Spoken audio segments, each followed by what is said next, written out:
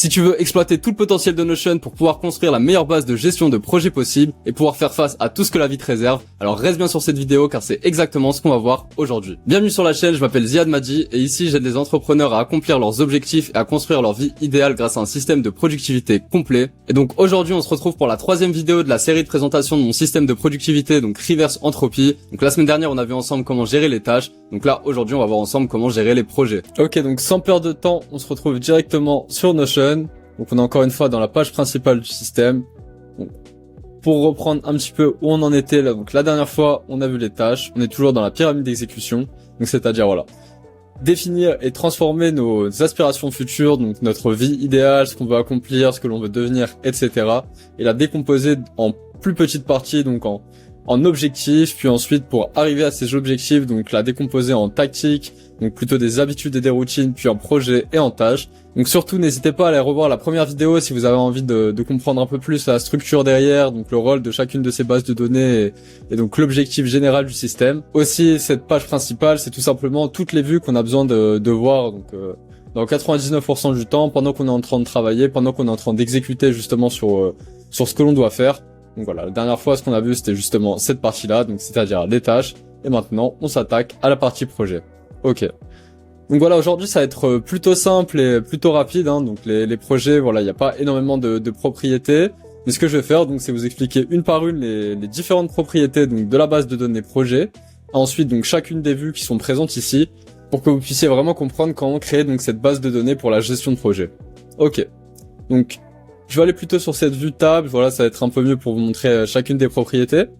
Donc la première propriété, c'est une propriété donc état, c'est-à-dire le statut actuel du projet. Donc voilà, vous pouvez voir que hop, il y a 8 différentes options.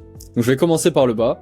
Donc pour commencer, il y a l'option archiver, donc ça correspond tout simplement une fois qu'on a terminé ou annulé un projet et qu'on veut plus qu'il apparaisse du tout, donc dans nos bases de données, donc par exemple qui n'apparaissent plus ici dans terminer, on peut tout simplement donc le mettre dans archiver. Donc voilà, ça nous permet de pas avoir besoin de le supprimer forcément si jamais on veut réutiliser certaines informations, donc par exemple des notes qui ont été prises, etc. dans la page du projet, ce genre de choses. On a tout simplement la possibilité de le mettre dans archiver pour pouvoir y accéder plus tard. Ensuite, annuler simplement, voilà, une fois qu'un projet a été annulé, donc c'est-à-dire on considérait faire le projet, où on a commencé, puis on s'est rendu compte que finalement ça valait pas le coup, peut-être qu'il fallait faire autre chose ou le décomposer, etc. Donc voilà, on peut le mettre en annulé. Terminé, c'est aussi très clair si le projet est fini. En cours, voilà, ça c'est les projets qu'on est en train de faire en ce moment même, donc on fait avancer, voilà, au moins chaque semaine, on fait une action pour faire avancer ce projet. Bloquer tout simplement, ça, c'est si jamais voilà, il y a un acteur qui est nécessaire pour faire avancer le projet. Donc par exemple, voilà, imaginez que si vous êtes monteur vidéo et donc que vous avez besoin d'avoir le retour de votre client pour valider ou pour savoir s'il y a des retouches à faire, vous pouvez mettre le projet sur bloqué. Ensuite, une fois que vous avez sa réponse, donc soit rajouter des tâches pour faire les retouches nécessaires ou tout simplement mettre le projet sur terminé. Donc tout simplement voilà, quand le projet est bloqué mais qu'il est bloqué pas par quelque chose qui est dans notre contrôle, mais plutôt par un acteur extérieur. Donc voilà pour les états en cours. Puis ensuite prochain, alors ça va être mieux si je vous montre cette vue donc Kanban. Donc voilà, ici il y a les projets en cours, c'est-à-dire ceux qu'on est en train de faire en ce moment même. Ensuite prochain tout simplement c'est ceux qui sont donc à la suite, hein, qu'on prévoit de faire juste après.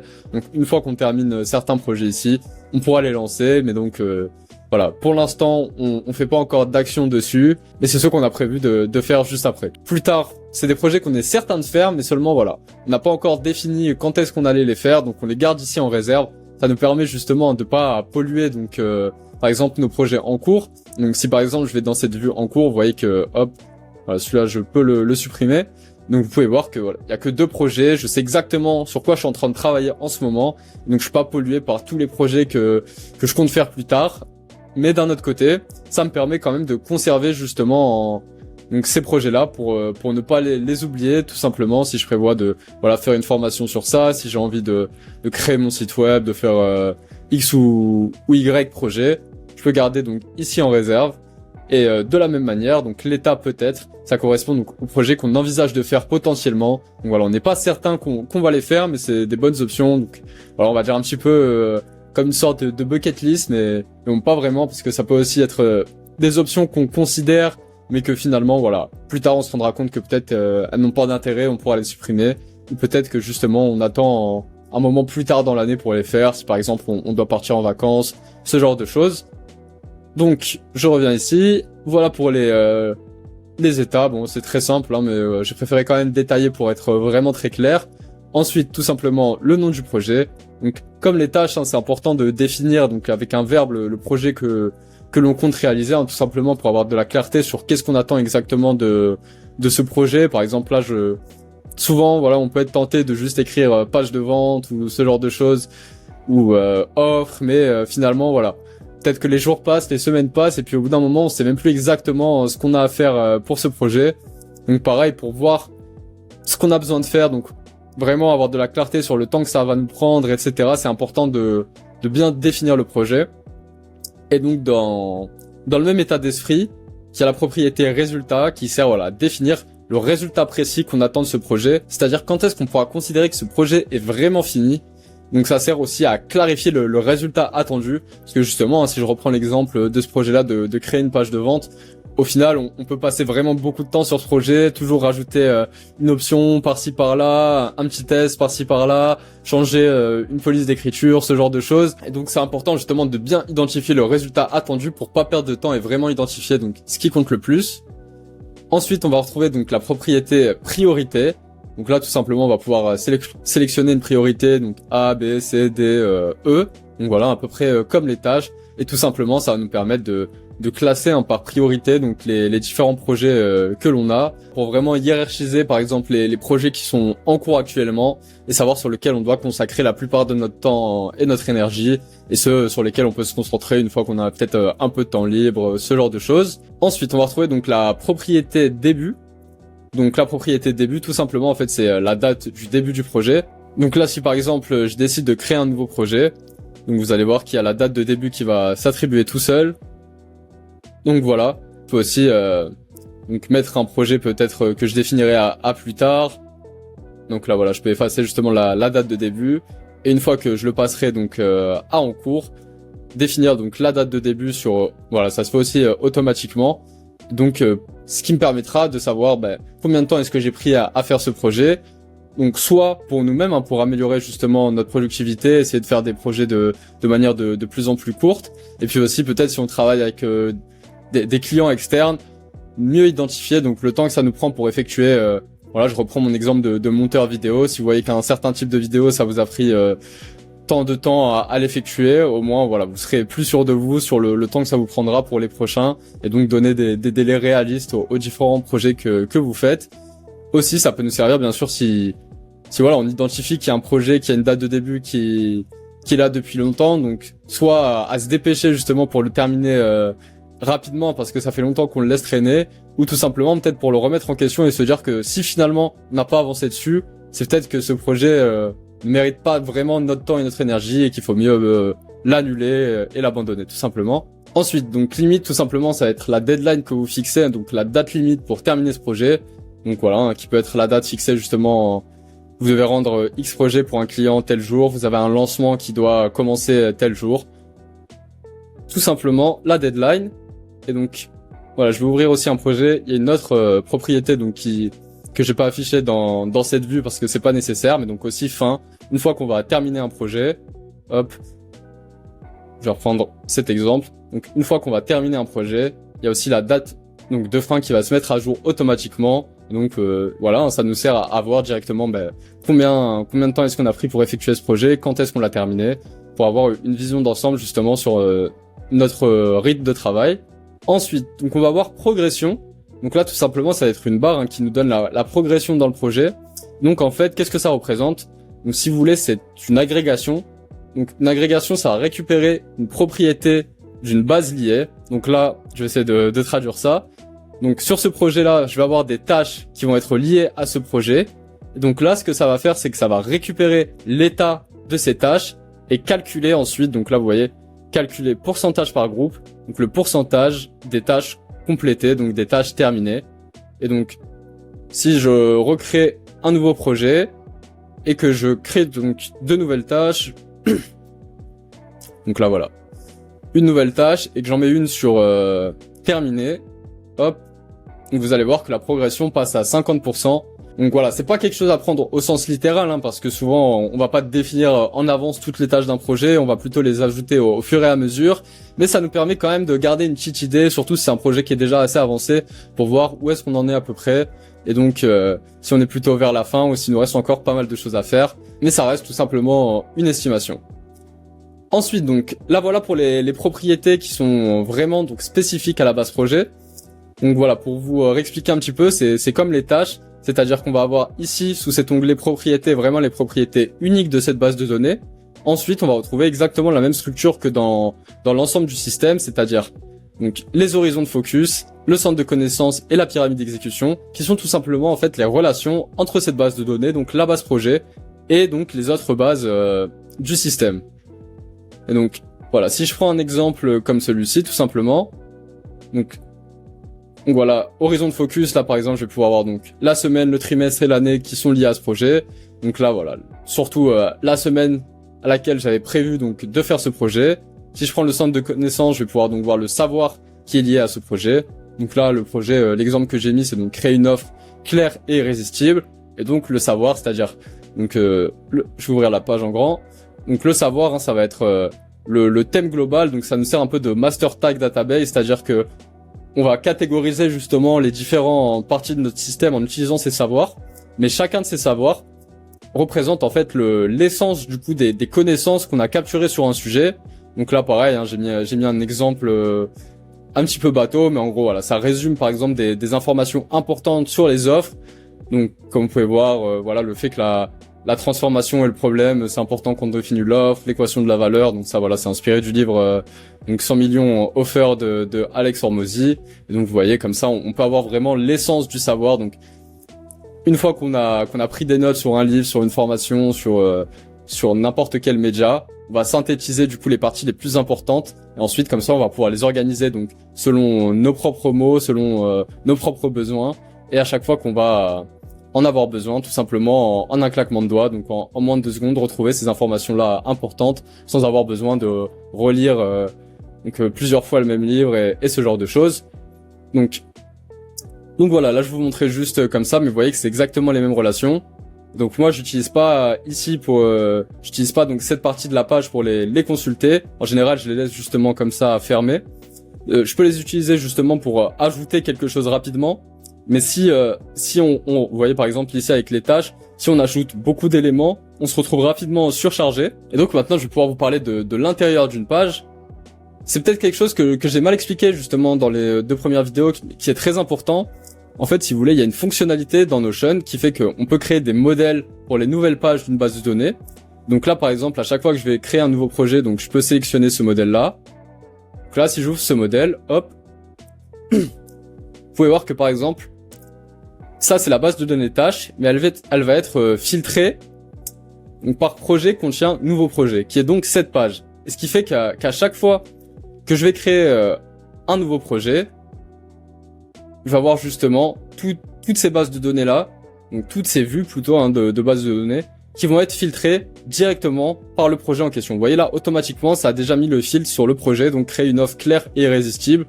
Donc ça fait gagner un temps fou, hein. C'est une des fonctionnalités que je trouve vraiment les plus puissantes de Notion.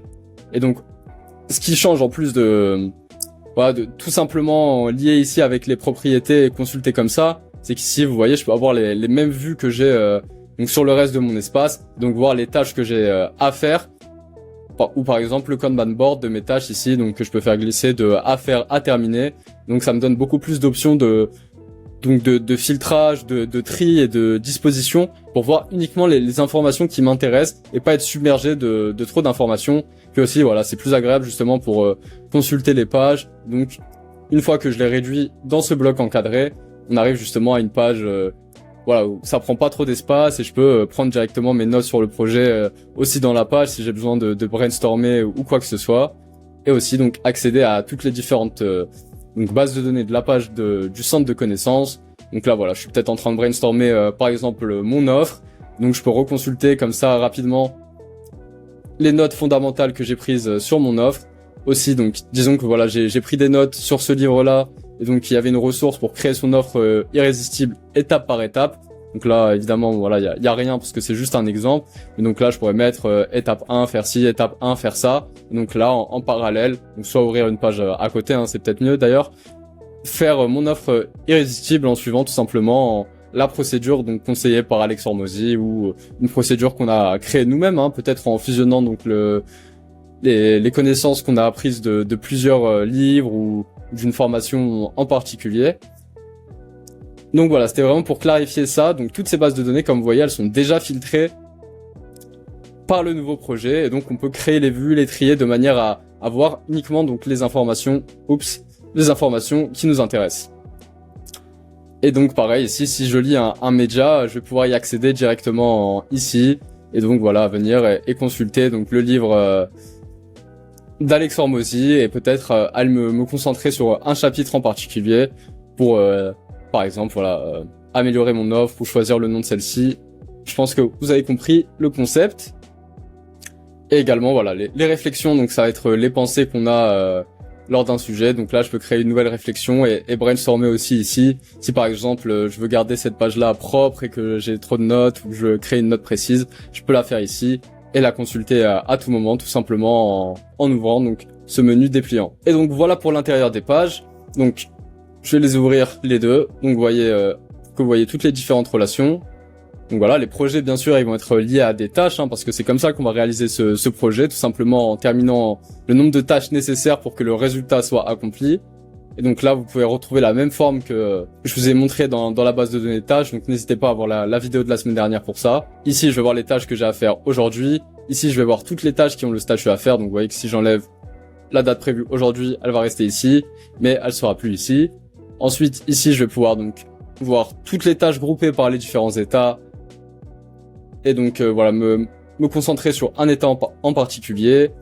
Ici je vais pouvoir donc voir toutes les tâches qui ont été terminées dans ce projet, et là donc accéder à un Kanban board pour tout simplement modifier l'état des différentes tâches. Donc, voilà, ce qui va être intéressant aussi, c'est de pouvoir accéder donc à la base projet directement dans celle-ci. C'est-à-dire que là par exemple quand je vais créer un nouveau projet, donc toutes ces propriétés sont vides. Donc je vais vous montrer un exemple. Donc voilà, si j'arrive ici, hop, je suis dans le nouveau projet que j'ai créé pour l'exemple. Donc vous voyez qu'ici c'est vide, du coup il n'y a rien.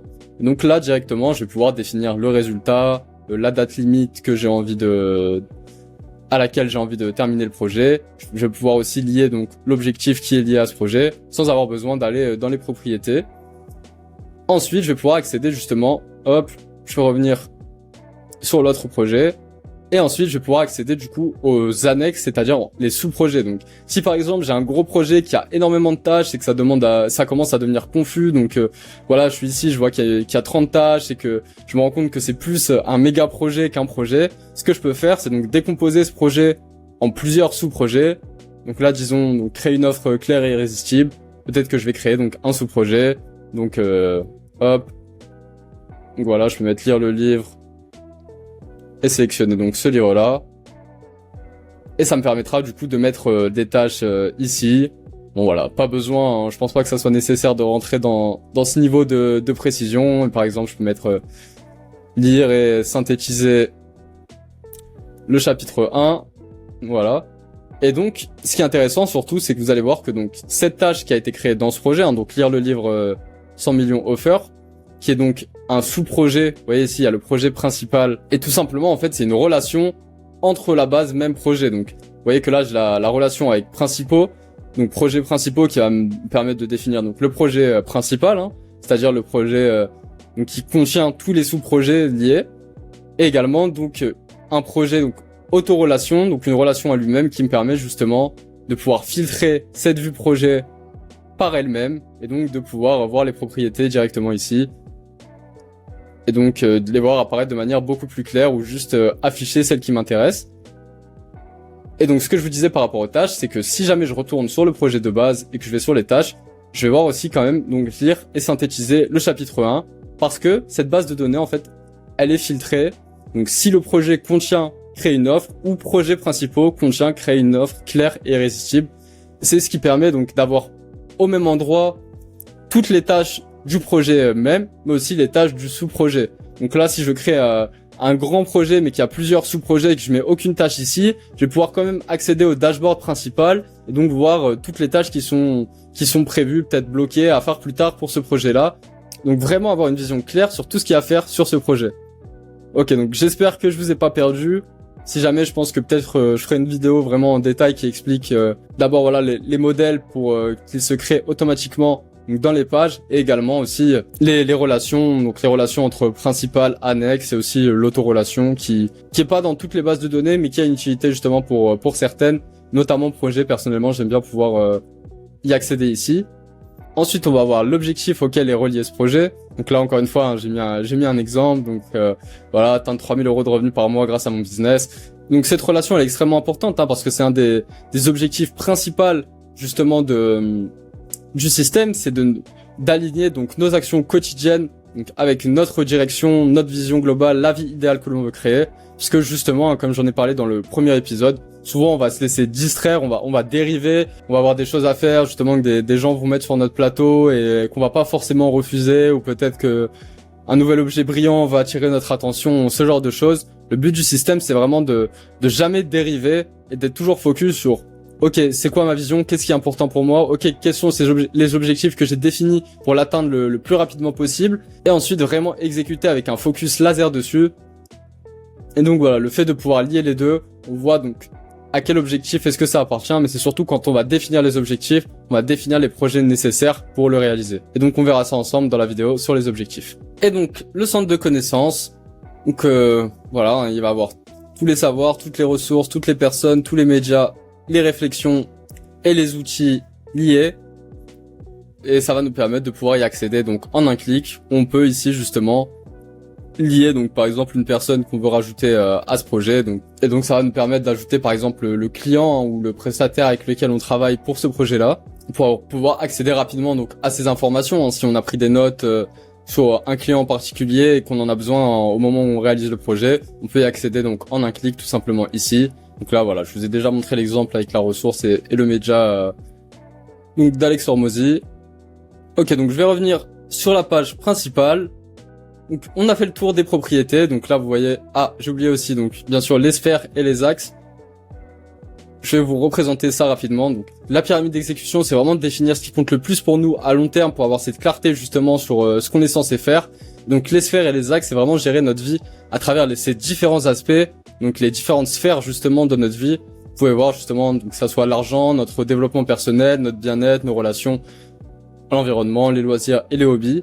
Donc comme ça, d'avoir une vision à 360 sur ok, quelles sont les priorités du moment, peut-être qu'est-ce qu'on sacrifie peut-être un peu trop, peut-être que voilà, actuellement on est trop focus sur le business, qu'on sacrifie un peu trop la santé, donc il faut équilibrer justement un petit peu notre équilibre vie-travail, ce genre de choses.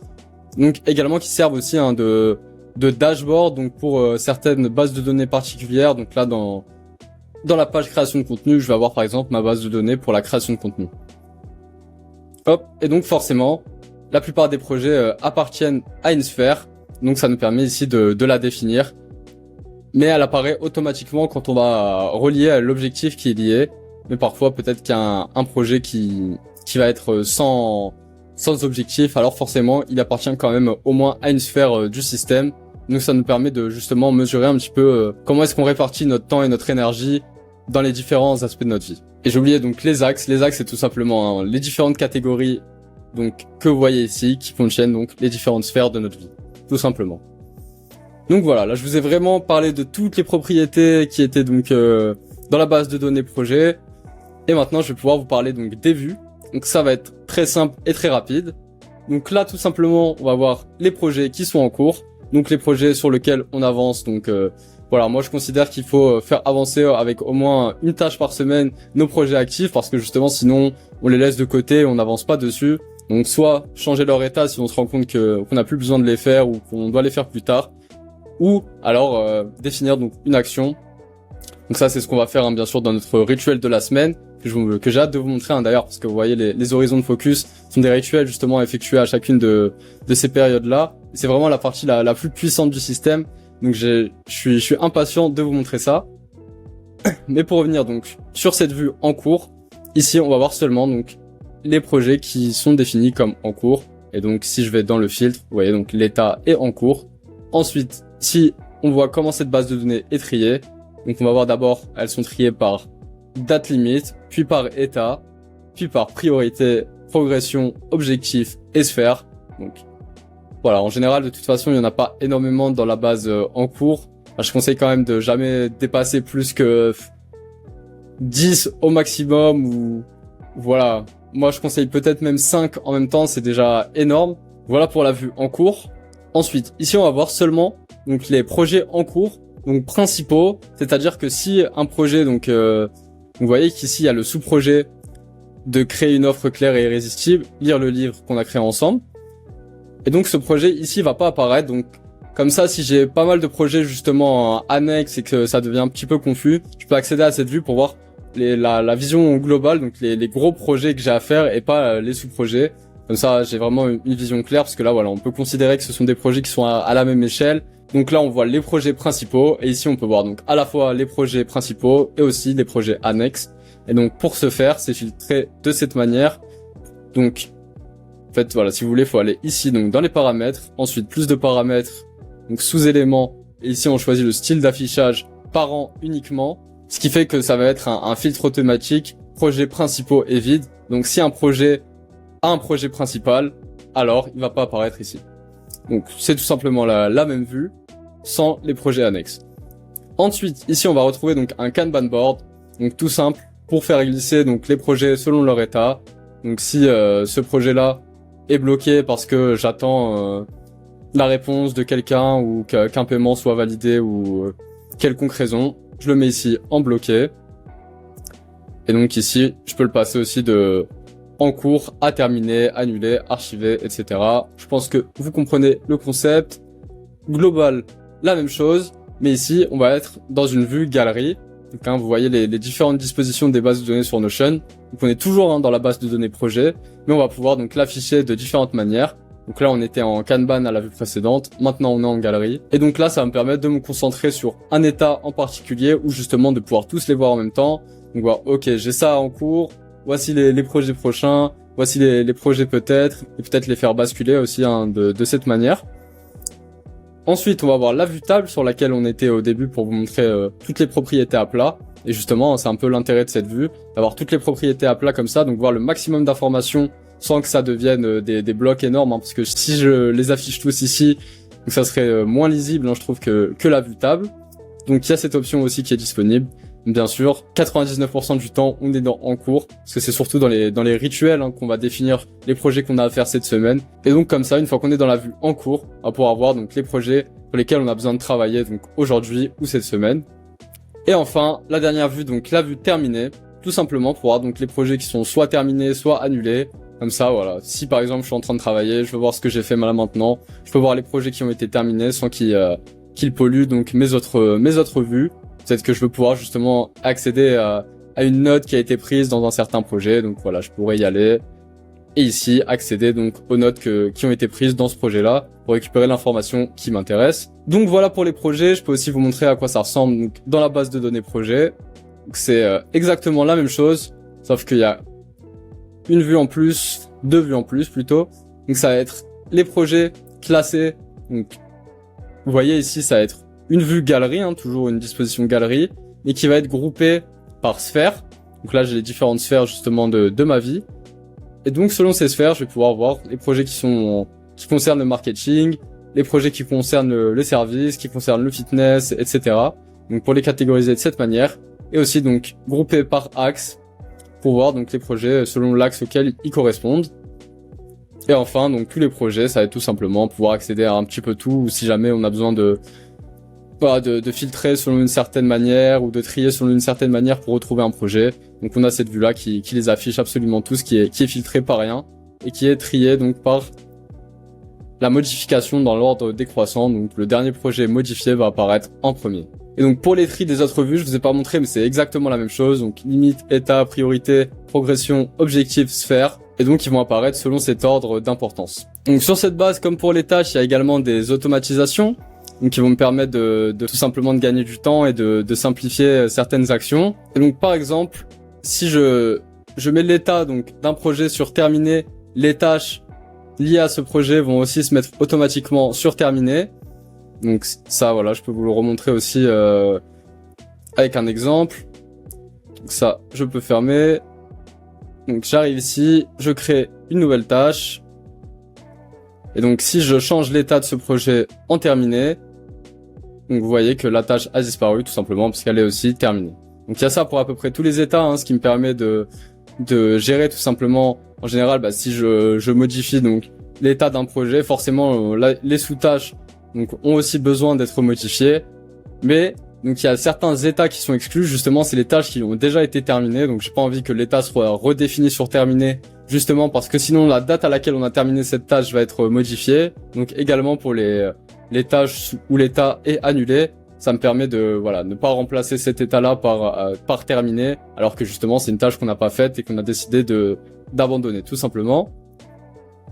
Donc là, vous voyez, c'est la même chose pour les projets en cours. J'exclus encore une fois donc l'état terminé et l'état annulé. Donc, voilà, il y en a une pour chacun des états. Donc les tâches peut-être, les tâches où l'état est bloqué. Et donc là, voilà, prochain plus tard. Donc c'est la même chose, hein. Ensuite, celle-ci, ça me permet donc si un projet est défini comme en cours, donc la propriété début, donc la date début sera définie sur maintenant. Donc c'est ce que je vous ai montré plus tôt dans la vidéo. Et donc de la même manière, quand l'état d'un projet est défini sur terminé, la fin donc correspond à la date de déclenchement. Et également, par exemple, donc quand je vais modifier donc l'état d'un projet, donc sur tout ce qui n'est pas en cours, la priorité va être supprimée parce que forcément moi ce qui m'intéresse c'est de garder donc les priorités. Là j'en ai défini qu'une seule, mais donc là voilà, je peux ajouter la priorité pour celui-ci seulement sur les projets qui sont en cours. Donc forcément si je suis pas en train d'exécuter sur un projet, on peut quand même définir des priorités, mais je veux qu'elles soient reset si jamais je modifie l'état de ce projet-là. Il y en a encore quelques-unes, mais on a vu déjà pas mal de choses. Je ferai peut-être une vidéo à part justement sur les différentes automatisations pour vous montrer vraiment comment est-ce qu'on peut les créer. Donc voilà pour les projets, merci d'être resté jusqu'à la fin. Si t'es solopreneur et que t'as constamment la sensation d'être débordé ou que t'as l'impression de pas réussir à avancer et que tu souhaiterais justement faire des progrès constants vers tes objectifs, n'hésite pas à aller voir le lien dans la description. Je prévois justement le 1er septembre d'accompagner une dizaine de personnes à implémenter et à personnaliser donc un système de productivité sur mesure, encore plein d'autres choses. Donc si c'est quelque chose qui peut t'intéresser, n'hésite pas à y jeter un œil. Sinon, c'est pas important, ce qui compte le plus surtout, j'espère que la vidéo t'a été utile. Donc si c'est le cas aussi et que t'aimerais que je continue cette série-là, n'hésite pas donc à liker, à t'abonner. Et si t'as des questions ou t'aimerais que je traite un aspect en particulier, n'hésite pas aussi à laisser un commentaire. Tu peux aussi retrouver donc tous mes modèles gratuits dans le lien dans la description. Sur ce, je te souhaite une super journée et je te dis à bientôt.